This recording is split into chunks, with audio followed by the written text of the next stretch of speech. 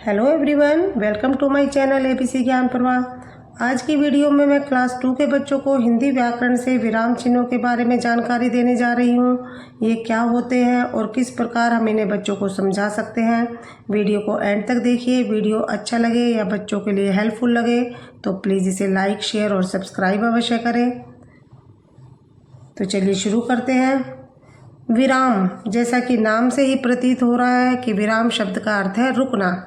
बोलते समय जब अपनी बात को समझाने के लिए हम बीच बीच में कुछ देर के लिए रुकते हैं, यह रुकना ही विराम कहलाता है। यानी किसी से बोलते समय जब हम थोड़ी देर के लिए कहीं कहीं पर रुकते हैं तो इसी रुकने या विश्राम लेने को विराम कहते हैं। अब इसे एक उदाहरण के द्वारा आपको समझाते हैं। यह है पकड़ो मत जाने दो। अब पकड़ो मत के बाद थोड़ा सा रुका जा रहा है। यहाँ हमने ये कोमा लगाया है, जिसको हम इंग्लिश में कोमा और हिंदी में अल्प विराम बोलते हैं। तो पकड़ो मत जाने दो। अब इसी तरह दूसरा वाक्य देखिए, पकड़ो मत जाने दो। अब यहाँ हमने पकड़ो के बाद अल्प विराम लगाया है।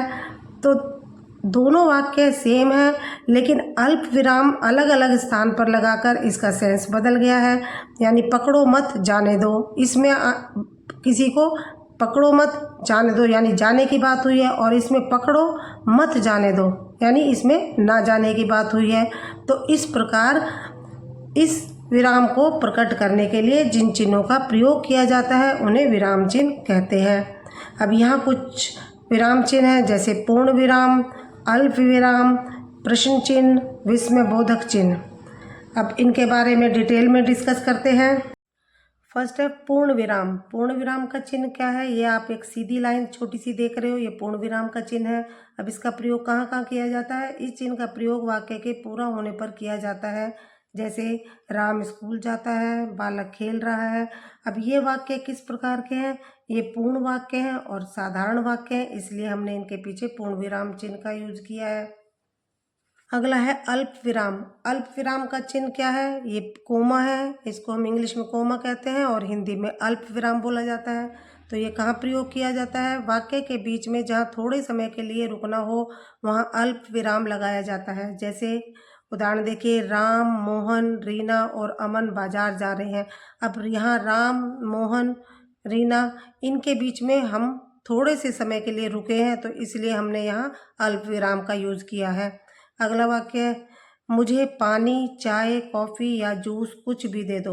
और यहाँ अब पानी, चाय और कॉफ़ी के बीच में हम थोड़ा सा रुके हैं, इसलिए हमने यहाँ पर अल्प विराम लगाया है। नेक्स्ट है प्रश्न चिन्ह। अब यह बिल्कुल सिंपल है, इसके नाम से ही लग रहा है कि जिसमें प्रश्न पूछा गया हो जिन वाक्यों में। तो जिन वाक्यों में प्रश्न पूछा गया हो उनके अंत में प्रश्न चिन्ह का प्रयोग किया जाता है। जैसे तुम कहाँ गए थे, क्या उसने अपना काम कर लिया, तुमने क्या खाया है।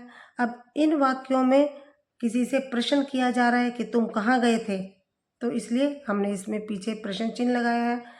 क्या उसने अपना काम कर लिया, तुमने क्या खाया है, तो इसमें भी प्रश्न पूछा जा रहा है, तो इसलिए हम इन वाक्यों के पीछे प्रश्न चिन्ह लगाएंगे।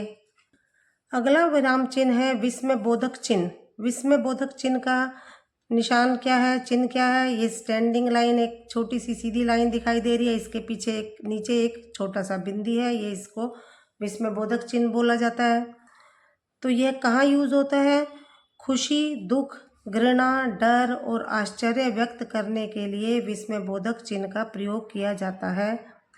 यह हम अपनी फीलिंग को एक्सप्रेस करने के लिए यूज़ करते हैं, यानी अपनी भावनाओं को व्यक्त करने के लिए करते हैं। कोई खुशी हो, कोई दुख हो, घृणा हो, डर हो या आश्चर्य व्यक्त करने के लिए विस्मयबोधक चिन्ह का प्रयोग किया जाता है। उदाहरण देखते हैं, वाह हम मैच जीत गए। अब वाह वाह शब्द किसके लिए? इससे आप अपनी खुशी जाहिर कर रहे हो कि हम मैच जीत गए, तो इसलिए हमने इसके पीछे विस्मयबोधक चिन्ह का प्रयोग किया है। नेक्स्ट है हाय वह मारा गया। अब यहाँ दुख की फीलिंग आ रही है आपको, तो इसलिए हम हाय के पीछे विस्मयबोधक चिन्ह लगाएंगे, हाय वह मारा गया। नेक्स्ट शाबाश, मुझे तुम पर गर्व है। अब शाबाश में क्या है? आप अपनी फीलिंग प्राउड फील कर रहे हो, तो इसलिए शाबाश के पीछे आपने विस्मयबोधक चिन्ह का प्रयोग किया गया है। तो फ्रेंड्स, यह विराम चिन्ह की वीडियो आपको 2 पार्ट्स में शेयर की जाएगी। अगली वीडियो में इसकी अभ्यास वर्कशीट शेयर की जाएगी। तो आज की वीडियो यहीं तक। वीडियो देखने के लिए आपका धन्यवाद। मिलते हैं अपनी अगली वीडियो के साथ।